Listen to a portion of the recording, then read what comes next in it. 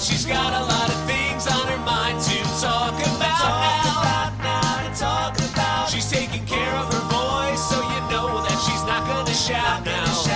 She's not gonna shout. So get your headphones ready to hear what it's all about now. When it's all we'll about. Have no fun, 'cause your Kirkman's podcast comes out today. We'll have no fun, 'cause your Kirkman's podcast comes out today.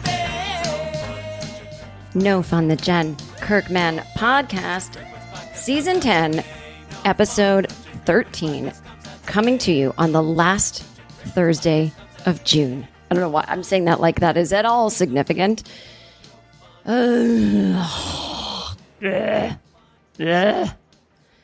That's how I'm feeling right now. I have so much to talk about. I have stupid shit to talk about. I'll tell you what I'm going to talk about.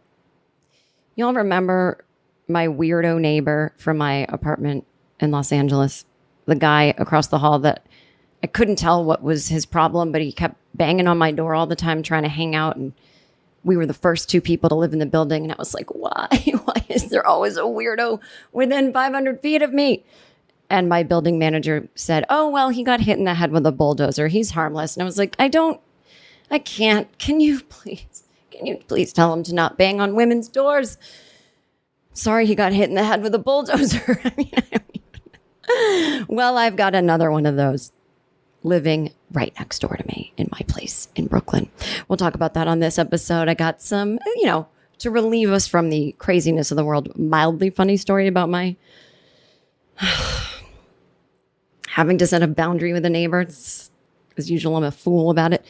And I'm going to talk about a little bit about this Roe v. Wade overturning decision. I will probably say nothing opinion-wise that you haven't heard before, but I will share a very interesting Twitter thread that I saw that I'm not surprised by. I think I knew vaguely of it, but the rich history of abortion during the time of the Founding Fathers, who were quite fond of it. And I will be talking a little bit about the January 6th hearings, a little bit of a political episode as we head into Independence Day. That's right. I have freedom of speech. You don't like these topics and you don't listen. You only get the first 20 minutes anyway. And then I'll be talking about how Ben Affleck let his son sit in the driver's seat of a fancy sports car and the Lamborghini, and the kid had a car accident. I'm not laughing at that. I'm just laughing at, I don't even know. I can't even imagine. Well, I'll get into what would have happened if that happened to me as a kid with my parents. And if something else pops into my head, it pops into my head. Who knows where this episode will go, but I can at least promise you those 4 topics. Now, before I get into this episode, I want to let you know that No Fun, the Jen Kirkman podcast, is a Patreon podcast. I am powered by people subscribing for $3 or $5 a month. That's it. That's all I charge. You get 2 full episodes and a bonus episode at the $5 level. The $3 level, you simply get the episodes every other week, but there will be way more bonuses coming to the $5 level, whether it's the upcoming And Just Like That recaps of season 2, whether it is sound clips, that's not the word, audio recordings from my workout shows. Gonna panic like it's 1999. They will never be video recorded. It is not going to be a tour. It is not going to be a special. People, if I didn't get a comedy special 5 years ago, what makes you think 5 years later they're going to film a 1-woman show? But that wasn't the goal anyway. The goal is to have a running show in New York City where I live, get it so popular that I can make a good second living on running this professional show all the time, which right now it's just a workshop. It's not in professional stages. So it is a strictly local thing. I do not want to travel. I'm not doing it in LA. When I come to LA, it's literally like 4 weeks a year, not in a row. And I have no interest in performing when I'm there. The audiences and venues are terrible compared to New York. It is impossible to get people to come out in LA. And I don't want to do that much work. In New York, there's just people showing up all the time. I barely have to promote it. It is what it is. And when I'm home, but again, don't feel like performing. Home is where I am, right? Either New York or LA. But so I've made it very clear. Maybe you guys don't know because you're not Patreon subscribers, but I've got podcast fans like, when is this a special? When is this? I'm like, why didn't you guys know anything? So I will promote the show. I had a wonderful time doing Sunday afternoon, 5:30 p.m. this past week in June. And it was super full. The most responsive audience I've had so far. They were just laughing in all the right places at some of the videos I showed. And the show does change enough. If you had come to see every show so far, you would have seen a 50% different show every night. I had way too much material. The good news is I probably have 2 shows. But this one I want to really try to make a thing.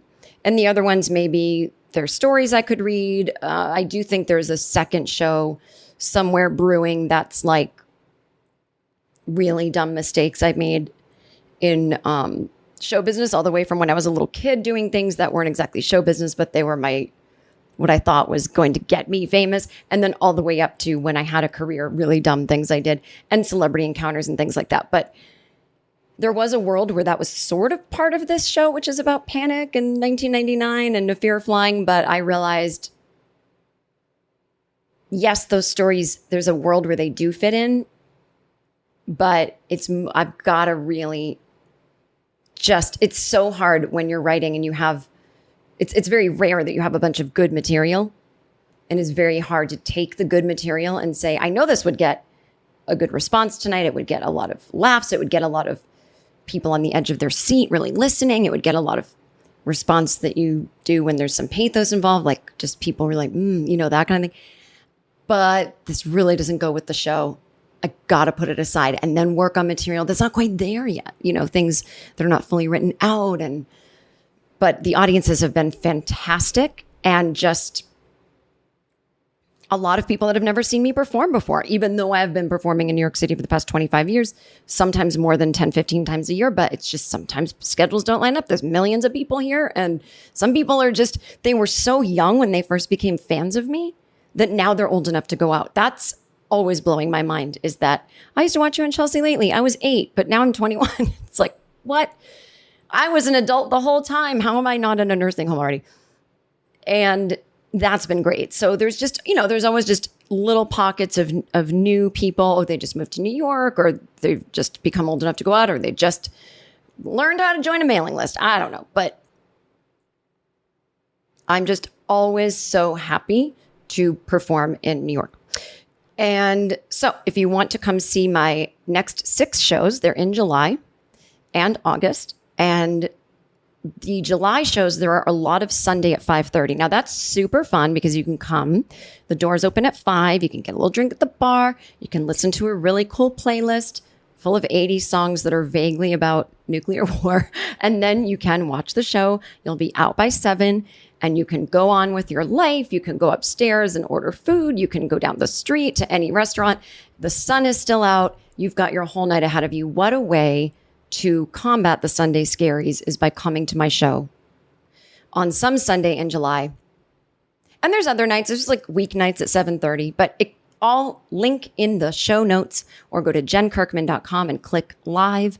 You will find it. Or go to unionhallny.com. Now, but this is as I said, the Patreon is run on people subscribing. Hi, I'm stand-up comedian and sex symbol Tig Notaro. And I'm actor and writer Cheryl Hines. Before Cheryl and I got into the big business of podcasting together, we were just simply friends. And we're still friends. But now we talk about a different documentary every week on our podcast, Tig and Cheryl, True Story. We've covered everything from true crime to Britney Spears to my octopus teacher. I'm just laughing because my octopus teacher was crazy. I found it more interesting that his son now had a stepmother, and it was an octopus. We also, Cheryl, tell stories, go on tangents, and generally make our sides hurt laughing at each other. So whether you love documentaries or just want to hear us slowly lose our minds, check out Tig and Cheryl, True Story, wherever you get your podcasts. All right, cool. The podcast is run on the Patreon. And when not enough people subscribe, the podcast goes away. It doesn't go back to being free. So if you can afford $3 or $5 a month, you are literally keeping the podcast going. And so this is my sort of half year, not even fund drive, but just really hammering home the message. And so I will read a couple of comments from Patreon subscribers. If this will at all move you to hear from your peers. This is from Roseanne. I love being part of Jen's Patreon because the discussion and comments from my fellow patrons are always witty and respectful. People who love Jen's podcast tend to be really cool. Funny how that works. So many times something in the news grabbed my attention and then Jen talks about it in the podcast. I love that she gets into the nuance of issues and her own reactions, and it's always funny, never boring, no fun. Amanda says, I actually like podcasts behind a paywall. The hosts are always more candid. Oh, that is true.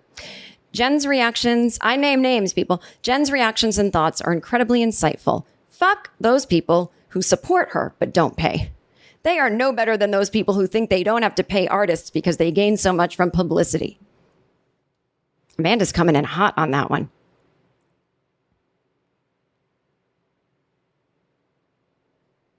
This is from, oh my God, there's so many comments. I got to load them, guys. I got to load them. This is from Nick. Huge fan of Jen since she released her first special on Netflix. I have followed her podcast since, and it has been well worth my time. I get enjoyment from her passionate positions on everything from comedy to UFOs and everything in between.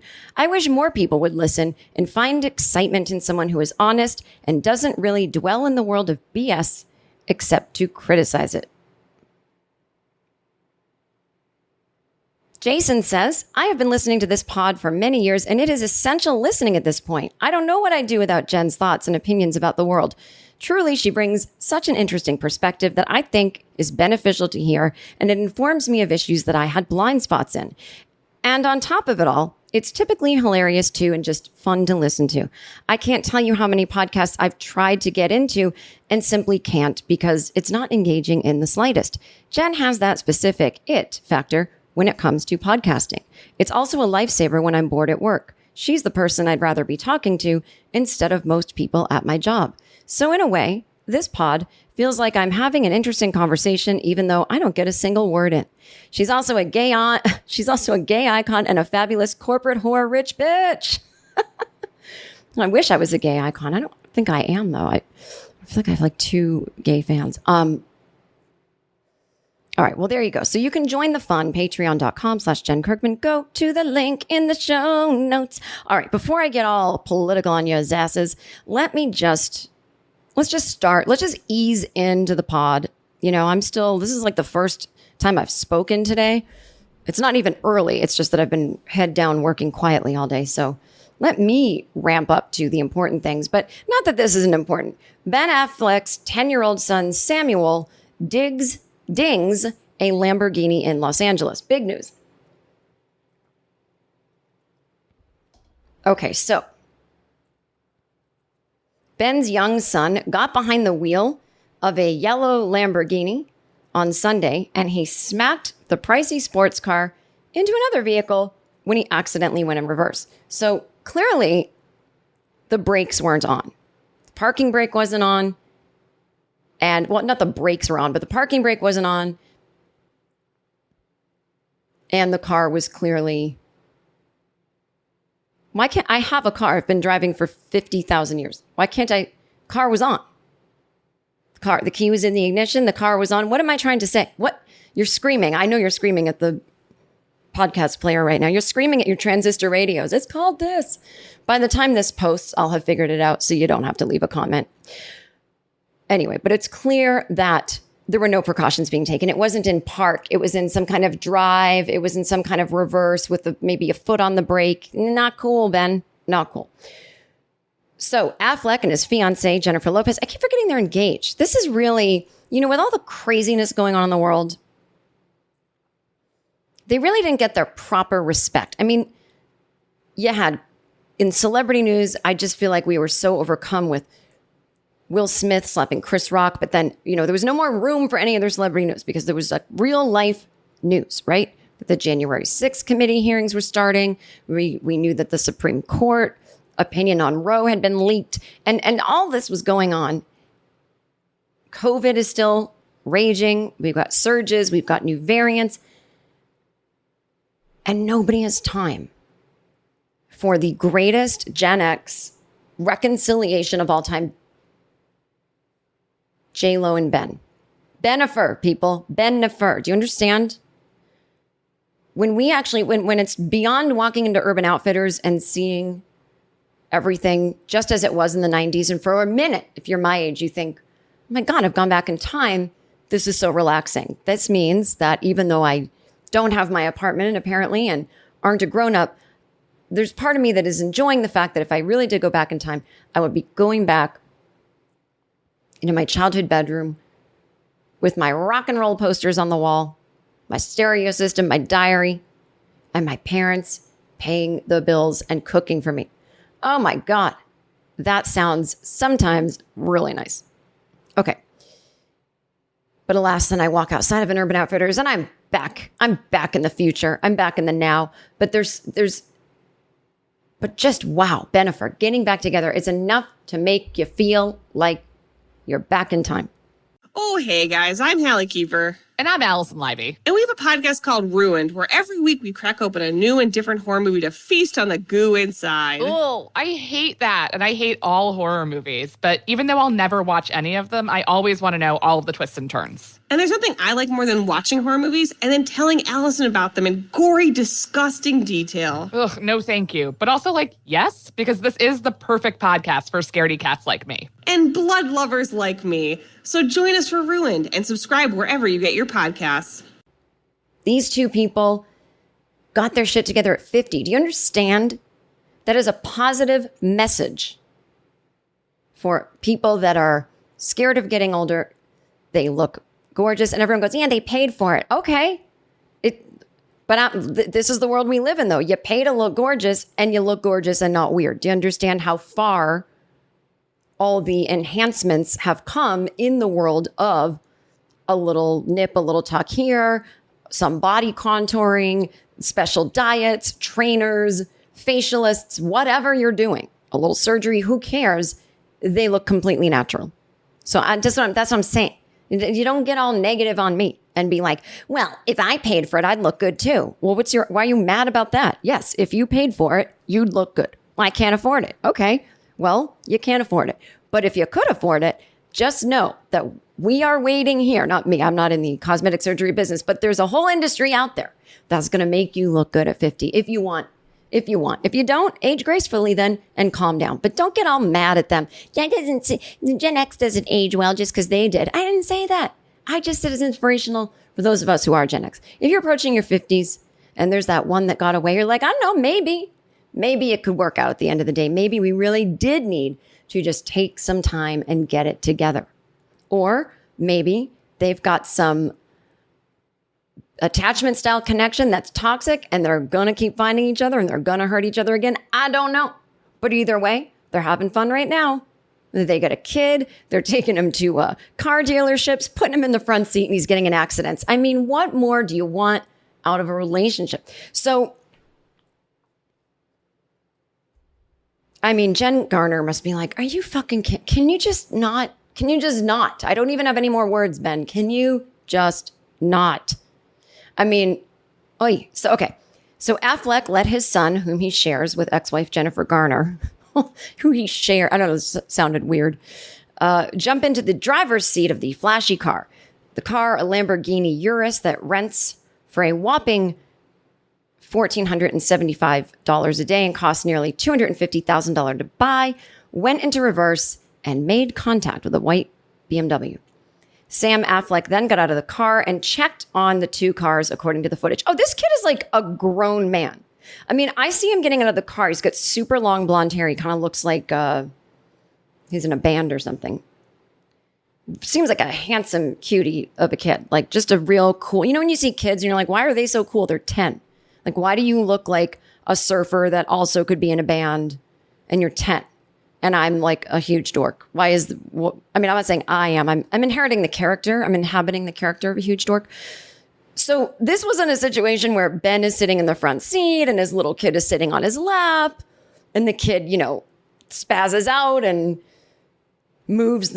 He was letting the kid sit in the front seat and either pretend to drive, and the kid broke the contract that they had, which is do not put the car in reverse or drive, do not hit the gas pedal. Maybe they had that contract. Or maybe Ben was like, yeah, you can. There'd be no reason because the car was parked tightly between two cars. You got to see this picture. You got to do a 74-point turn to get out of this parking space or just wait for someone else. Obviously, the angle I'm looking at it, the car has already been moved, but still, I don't know why Ben would ever let. So clearly Ben, we have photographs of it. Ben has let the kid sit by himself in the driver's seat. Not great. If I were Jen Garner, not his new wife, I don't know what I'd do. I'd be like, you can't have the kids for 6 months, but then you're screwed. Now you're just stuck with the kids with no break. And then the kids are like, Dad's more funny. Let's just drive Lamborghinis and crash them. And you're like, yeah, someday when you have kids of your own, you'll see that that's not fun at all. Sam got out of the car and checked on the two cars. According to the footage, Ben also checked for damage and comforted his son following the incident. He wrapped an arm around the boy in a tight embrace, a photo shows. J-Lo's there next to them texting. Now, if this were me and I had done this, my parents would not have given me a warm embrace. They would not be comforting me. They'd be screaming, what do you do that for? You always do things like this. I do something once and it's you always do things like this. I lost a plastic ring on the front lawn when I was a kid. I was devastated by it. We could not find that ring. And that includes my dad mowing the lawn. And you didn't even hear that as it sucked up a plastic ring. It was just gone. It's one of those things you lose that completely like something that a sewer grate that pops up out of the ground in a Super Mario Brothers game that it just went to another world. It is underground with dragons and some kind of waterway. It has gone into another world. And I think I lost something once 30 years later, I forgot a ring on the counter as I'm saying, bye everyone, I'm going to catch my plane. We had a nice Christmas. And I'm like, you left your ring on the counter. You always leave your rings. Now I don't always. Mother, I left it once. On the front lawn. Now, maybe my parents would be comforting me if they were the ones that told me to sit in the front seat and pretend to drive a Lamborghini. I don't think they would then gaslight me and act like, what? You're 10 years old. You should have said no. But I think that most likely if I were 10 and drove a Lamborghini and got it into an accident, not drove, but, sat in a parked car and hit the gas a little, I think they would be pretty pissed. And I don't think they would have suggested that that's what we're going to do that day. Anyway, I don't know. Do they owe money? What's going on? Every photo, J-Lo is just still texting. A representative for Affleck was told there was no damage. Of course, I see the damage. He hit a car. An employee from the dealership 777 Exotics told the Post that the cars in their lot are tightly parked together. As I said, by looking at the photo. When Samuel got into the car, it jerked back and forth. We have a small lot and the cars are close. I don't think so. I don't think that's what happened. It jerked back. Why would a car just start going on its own? No one was injured and there were no hard feelings. Everybody was okay. You're rich and famous when you bring your kid into a fancy car lot and the kid gets in a Lamborghini, crashes into a car next to it, rendering both unable to be rented or sold. And you're like, no problem. It's our fault. Oh, I'm sure the car just turned on by itself and backed up. No, it's all good. You can't get mad at Ben Affleck. You can't sue Ben Affleck and J-Lo. You just have to be cool. You get to do anything when you're that rich and famous. You can crash, your kids can crash cars, guys. That's why people get famous. They seemed happy and they continued to browse. That's some balls. The dealership would more than gladly welcome the stars back. They didn't even buy anything. You break it, you buy it. Doesn't apply to them. They didn't even buy anything. Did they even buy an air freshener? A rep for Jennifer Garner could not be reached for comment.